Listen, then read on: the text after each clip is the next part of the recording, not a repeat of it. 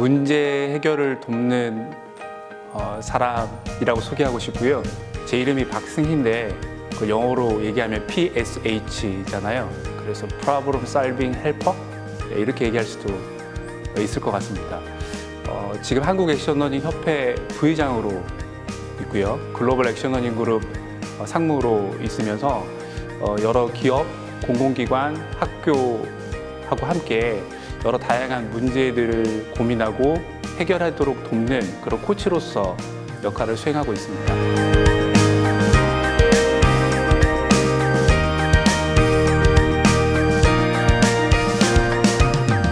저희가 퍼실리테이션을 정의할 때 효율적으로 의사소통할 수 있도록 돕고 의사결정에 이르도록 촉진한다라고 말씀을 드렸어요.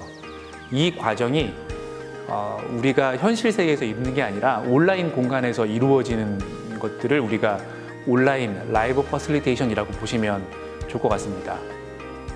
우리가 직접 대면하지 않고 이루어지는 어떤 미팅, 화상회의 같은 것들이 되겠죠.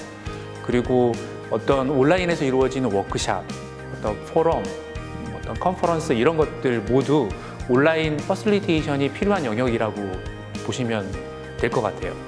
그런데 우리가 그러면 온라인은 좀 다르지 않느냐라고 생각하는데 궁극적으로 지향하는 건 같습니다. 어떤 미팅을 하든지 간에 오프라인이든 온라인이든 회의가 끝나고 나면 결론이 나야 되고요. 모든 사람이 참여할 수 있어야 되고요. 시간 안에 끝나야 되고요. 분위기는 긍정적이어야 돼요. 결전 시화, 결론에 이뤄야 되고 전원이 참여해야 되고 시간 안에 끝나야 되고 분위기는 좋아야 되고 이 원칙은 동일합니다. 그런데 오프라인에서 그걸 구현하는 방법하고 온라인에서 이루어지는 건 좀 다를 수 있겠죠. 그 두 차이를 고민하시면 우리가 온라인 라이브 퍼실리테이션을 고민하는 출발이 될 수 있을 것 같습니다. 저희가 대화의 방법 측면에서 한번 볼 수 있을 것 같아요. 우리는 익숙했던 게 실제로 만나서 그 현장에서 토론하고 대화하는 것들이 익숙합니다. 자, 우리가 구분을 한번 해볼게요. 우리가 실제로 만나는 거와 만나지 않는 거, 그리고 동기식 대화, 비동기식 대화 이렇게 나눌 수 있어요. 동기식은 실제 대화하는 거고요. 비동기식은 실제가 아니라 시차를 두고 대화를 하는 거죠. 우리는 지금까지 익숙했던 방식이 실제로 만나서 실시간으로 대화하는 것들이 익숙했어요. 이게 회의죠. 만나서 얘기하고 함께 고민하고. 그런데 코로나19가 많은 것들을 바꾸었습니다. 코로나19가 된 다음에 만나지 말라고 그러거든요. 그런데 실시간으로 뭔가를 해야 돼요. 그러니까 대화의 방식 자체가 익숙하지 않은 영역으로 간 겁니다. 퍼실리테이터 입장에서도 비슷해졌어요. 고민하기 시작했던 거죠. 내가 오프라인 공간에서는 제대로 역할을 잘 하는데 퍼실리테이터로서 역할을 잘 하는데 이 공간이 바뀌었어요. 온라인에서 내가 어떻게 하면 사람들을 촉진할 수 있을까? 어떻게 하면 결론에 이르도록 도울 수 있을까? 사람들이 발언할 수 있도록 어떻게 만들 수 있을까?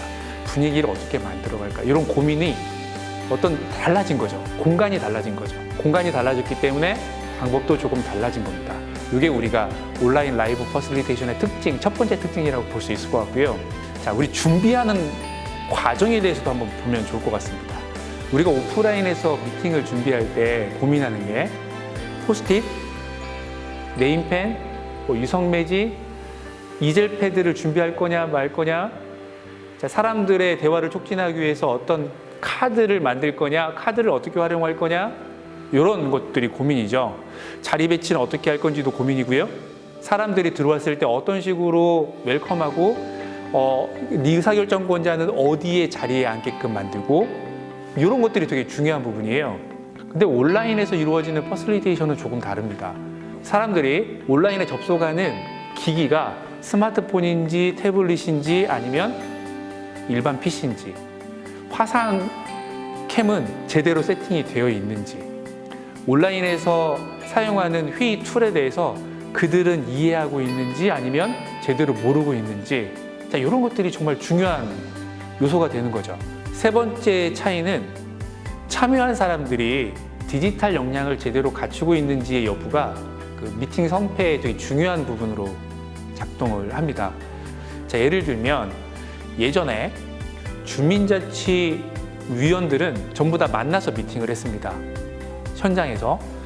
자, 그런데 이분들이 코로나 때문에 이제 만나지를 못해요. 온라인에서 미팅이 이루어져야 되거든요. 근데 이분들은 협업 도구에 대해서, 회의 도구에 대해서 알지를 못해요. 최근에 시민활동가들이 이분들 대상으로 줌 활용 교육을 시키고 있습니다. 그러니까 줌 프로그램을 제대로 들어갈 수 있고 접속할 수 있고 그걸 활용할 수 있으면 내가 미팅을 제대로 할 수 있는 거죠. 자, 세 번째 특징은 온라인에서 이루어지는 퍼실리테이션은 참여자가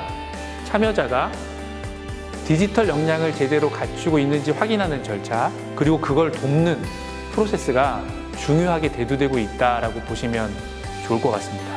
온라인 세상에서 퍼실리테이터가 수행해야 되는 역할은 오프라인에서와 동일합니다. 준비하는 과정에서, 온라인 세상에서 준비하는 과정에서 이 회의 목적이 무엇인지, 참여하는 대상이 누군지, 끝나고 나면은 어떤 결과물이 만들어져야 되는지, 나는 퍼실리테이터로서 그 과정을 어떻게 이끌 건지, 그걸 위해서 내가 무엇을 준비해야 되는지 고민하는 부분은 오프라인에서 이루어지는, 현장에서 이루어지는 퍼실리테이션 준비와 비슷합니다. 거의 똑같다고 보셔도 돼요.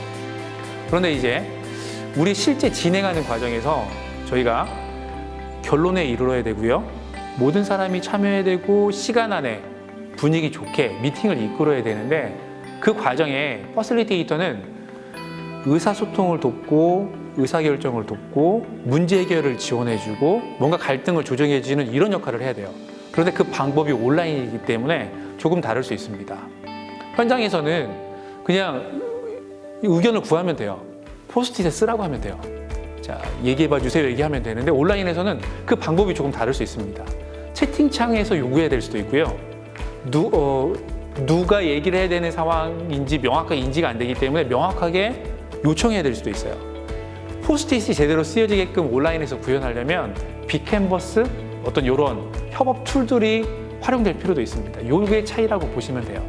그렇지만, 그리고 맨 마지막에 어떤 식으로 돌아보고 우리가 성찰할 거냐 하는 부분도 동일하다고 볼 수 있어요.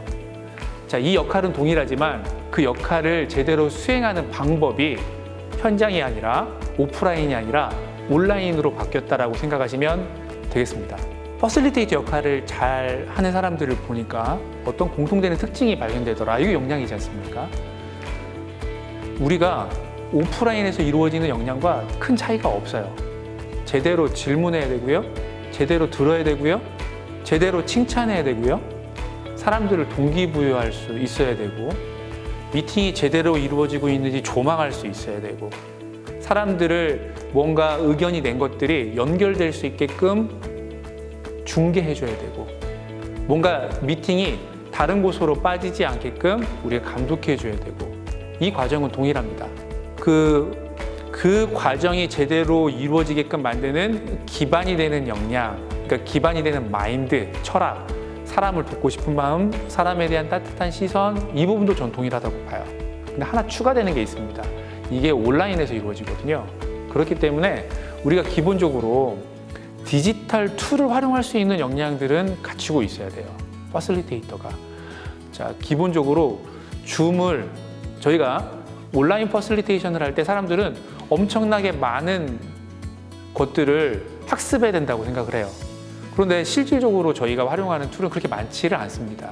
온라인 협업 도구로 화상회의 도구, 줌, 예를 들면 함께 토론하고 고민할 수 있는 공간으로서의 어떤 빅캔버스, 뭔가 사람들의 의견을 들어볼 수 있는 멘티미터, 자, 그리고 사람들이 의견을 쉽게 얘기하고 공유하게끔 만들 수 있는 패들릿, 이 정도거든요. 제가 실제로 사용하는 것도 이 정도고요. 저는 사람들한테 용기를 드리고 싶어요. 제가 디지털에 아주 익숙한 사람이 아니거든요. 그런데 이 네 가지 툴만 가지고도 얼마든지 퍼실리테이션 할 수 있어요.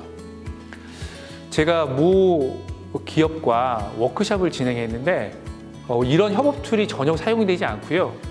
단순히 온라인 회의 공간에서 이루어지는 채팅만 가지고 3시간 워크숍을 진행했던 경험이 있습니다. 협업 도구는, 디지털 툴들은 우리를 돕는 도구일 뿐이에요. 기본적으로 중요한 건 내가 퍼실리테이터로서 역할을 어떻게 할 건지를 고민하는 게 더 중요한 부분이라고 보시면 좋을 것 같습니다. 제가 항상 얘기하는 게 겁먹지 말자예요.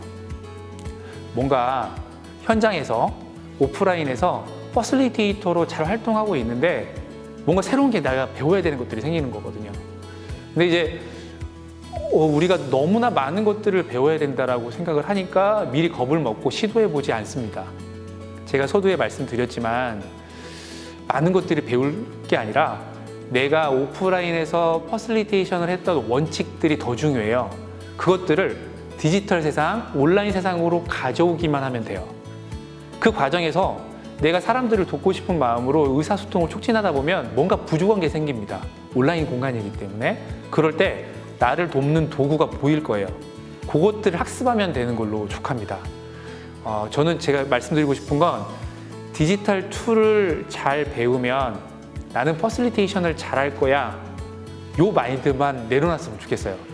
내가 오프라인에서 잘했던 퍼실리테이션 원칙을 온라인으로 구현하는 거야. 그런데 그 과정에서 뭔가 부족한 게 생겼어. 그걸 어떤 방법으로 도움받을 수 있을까? 어떤 툴들로 도움받을 수 있을까? 그 고민하는 자체가 디지털 퍼실리테이션의 핵심이라고 볼 수 있을 것 같습니다. 온라인 라이브 퍼실리테이션의 핵심이라고 볼 수 있을 것 같습니다.